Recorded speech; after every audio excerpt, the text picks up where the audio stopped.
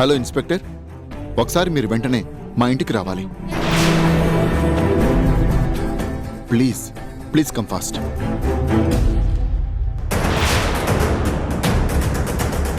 శివ, నిజంగా నువ్వు తన ప్రాణాల్ని కాపాడావు.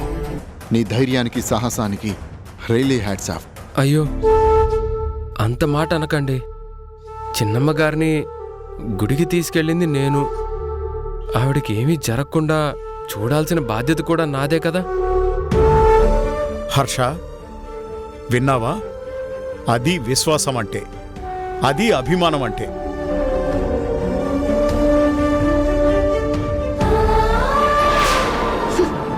ఆ రోజు మాధవి చెప్పింది అక్షరాల నిజం.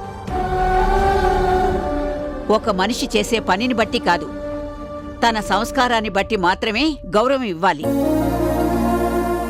శివ, మనస్ఫూర్తిగా చెప్తున్నాను, మా కోడలి ప్రాణాల్ని కాపాడిన నువ్వు నిజంగా మా అందరికంటే నువ్వే గొప్పవాడివి.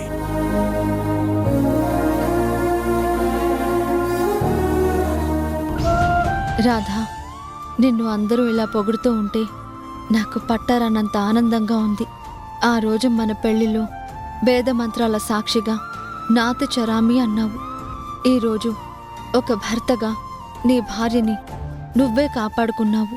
ఈ జన్మకే కాదు, 7 జన్మలకి నేను నీదానిగానే పుట్టాలి. అదే నా ఆశ, నా ఆకాంక్ష కూడా.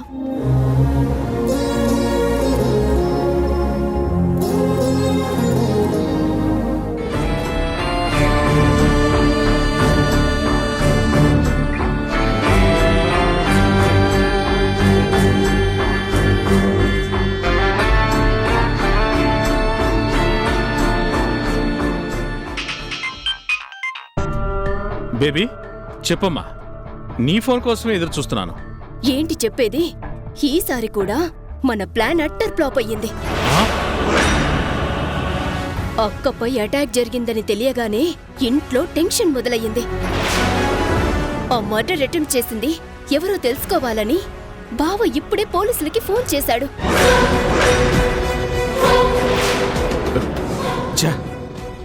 తీగలాగితే డొంకంతా కదులుతుంది, అప్పుడు ప్రమాదం మనకే. అందుకేగా అర్జెంటుగా కాల్ చేస్తుంది. మాధవి అక్క మీద ఈగ వాలినా కూడా ఇంట్లో వాళ్ళు అస్సలు భరించలేరు. అలాంటిది ఏకంగా మర్డర్ అటెంప్ట్ జరిగింది అంటే వాళ్ళు ఊరుకుంటారా? ఆ పోలీస్ ఇన్స్పెక్టర్ ఎంక్వైరీ గనక మొదలు పెడితే మన కిల్లర్ గాడు ఖచ్చితంగా దొరికిపోతాడు. బేబీ, నా భయం కూడా అదేనమ్మా. ఇప్పుడు ఏం చేద్దామంటావు?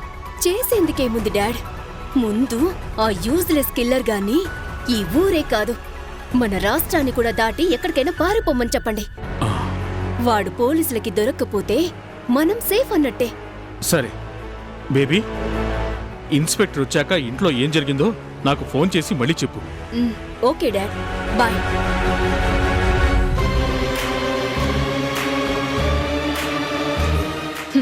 బావా, మమ్మల్ని పట్టుకోవడం నీ తరం కాదు, పోలీసుల వల్ల అంతకన్నా కానే కాదు. రోజులు బాగా లేకపోతే అనుకున్నది ఏదీ జరగదంటారు. ఇప్పటికే నేను ఆ ఇంట్లో నుంచి బయటికి రావాల్సిన గతి పట్టింది.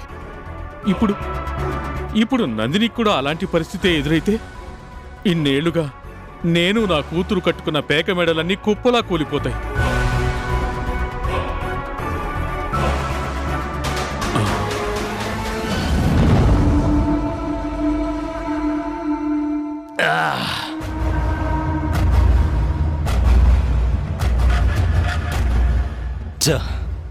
వాడెవడో గాని బాబురావు గారి ముందు నన్ను తలదించుకునేలా చేశాడు.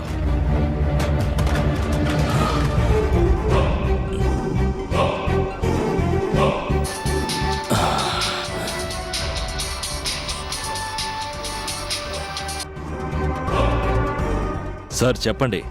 ఇంకేంట్రా చెప్పేది? సైలెంట్గా పని ముగిచ్చేయమంటే మొత్తం చెడగొట్టావు కదా. సార్, నా పని నేను కరెక్ట్గానే చేశాను. ఆఖరి క్షణంలో వాడెవడో అడ్డుపడితే నాదా తప్పు? నీది కాదురా తప్పు. నీలాంటి పనికి మాలిన వెధవల్ని పనిలో పెట్టుకున్నందుకు నాదిరా తప్పు. సార్, ఈ రోషానికేం తక్కువ లేదు. హత్యా ప్రయత్నం జరిగిందని మా హర్ష పోలీసులకు ఫోన్ చేశాడంట. కాసేపట్లో ఆ ఇన్స్పెక్టర్ రంగంలోకి దిగబోతున్నాడు. పోలీసులు నాకు కొత్త. నీకు కొత్త కాదు, నాకు కొత్త కాదురా.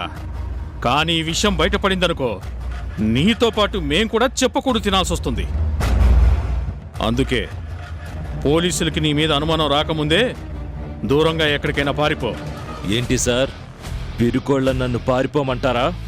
కిల్లర్గా అది నా వృత్తికే అవమానం. తొక్కలో వృత్తి. దొరికావంటే ఆ ఇన్స్పెక్టర్ నీ తోలు తీస్తాడు. నా మాట విని అర్జెంటుగా జంప్ అయిపో.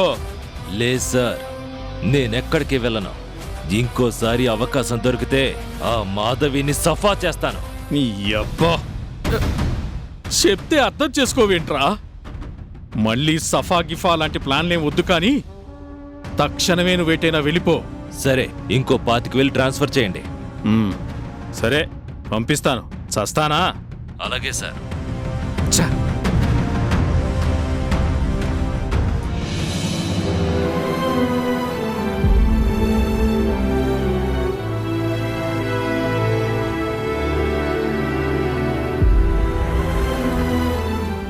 Don't worry. ఇన్స్పెక్టర్ గారికి కాల్ చేశాను కదా, ఈ పాటికి వస్తూనే ఉంటారు.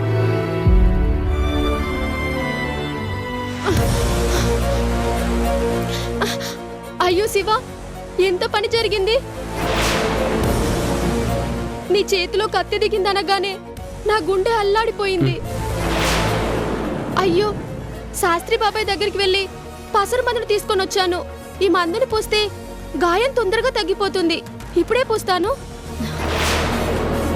మళ్ళీ ఆగు, ఏం చేస్తున్నావు? శివ చేతికి పసరు మందును పూస్తాను. అరే మళ్ళీ ఆగమంటున్నాను కదా. తనని హాస్పిటల్కి తీసుకువెళ్ళాను. ఫస్ట్ ఎయిడ్ చేసి కట్టు కట్టారు. నొప్పి తగ్గేదాకా ఆ కట్టు తీయకూడదు. ఓహో, నాకు ఆ డాక్టర్ల మీద నమ్మకం లేదు. ఈ పసరు మందైతే బాగా పనిచేస్తుంది. మళ్ళీ చెప్తుంటే అర్థం కాదా నీకు? కట్టును తీస్తే మళ్ళీ బ్లీడింగ్ అవుతుంది. ఏం కాదు సారు, నా చేత్తో నేను శివాకి పసరు మందు పూస్తే తప్ప నా ప్రాణం కుదుట పడదు. మళ్ళీ వదిలే. నీ మొహం, నీకేమీ తెలీదు. క్వారీలో నీ చేతులు బొబ్బలెక్కినప్పుడు కూడా ఈ పసరు మందునే కదా నేను పూసింది. నాకు ఈ మందు మీద నమ్మకం ఎక్కువ.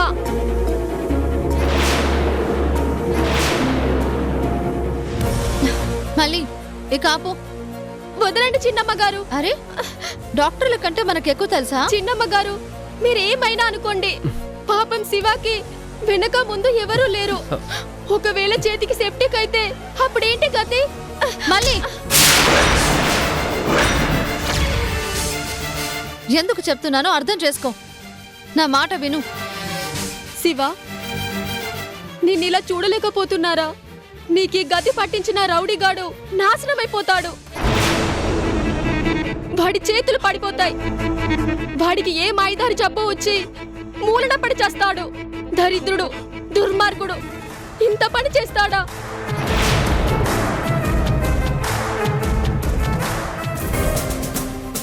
హర్ష గారు,